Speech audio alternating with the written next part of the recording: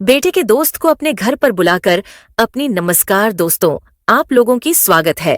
आज की इस कहानी में मैं आपको बताने वाली हूँ कि अपने बेटे के दोस्त से अपनी काम करवाई। मेरे बेटे का नाम अभिषेक है। उसकी उम्र लगभग अभी 15 साल है।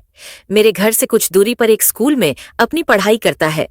मेरे बेटे के साथ उसके दोस्त मेरे घर पर कभी कभी आता रहता था। जब उसे स्कूल का टाइम होता था तब वह मेरे घर पर आ जाता था। उसे बुलाने के लिए मेरा बेटा और उसका दोस्त एक साथ स्कूल और कोचिंग पढ़ने के लिए एक साथ जाया करते थे।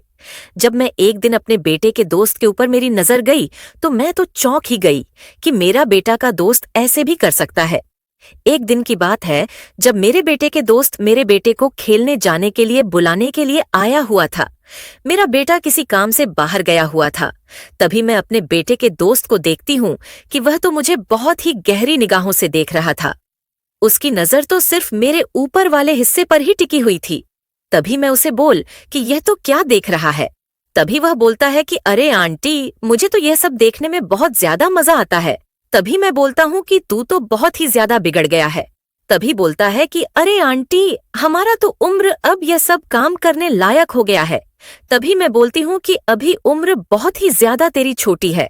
तभी वह बोलता है कि मेरी उम्र आपको छोटी लग रही होगी, लेकिन आपके जैसे आंटी को मैं काम कर कर खुश कर दूंगा।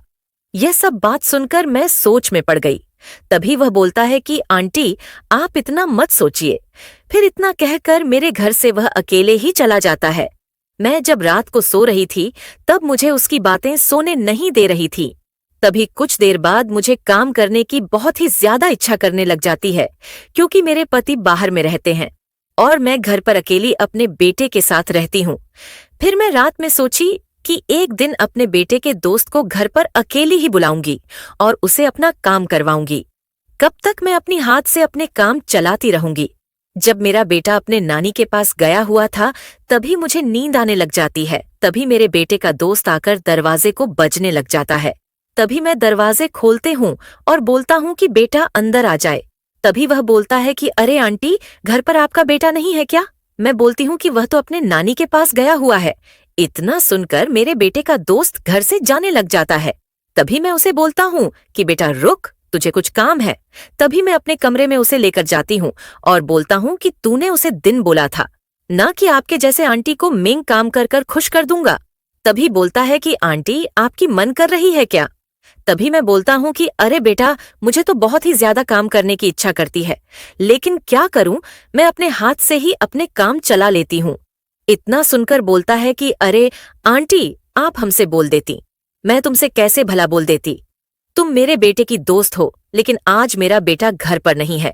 आज तू मेरी ऐसे काम करोगी, मैं तुमसे हरदम करवाती रहूं।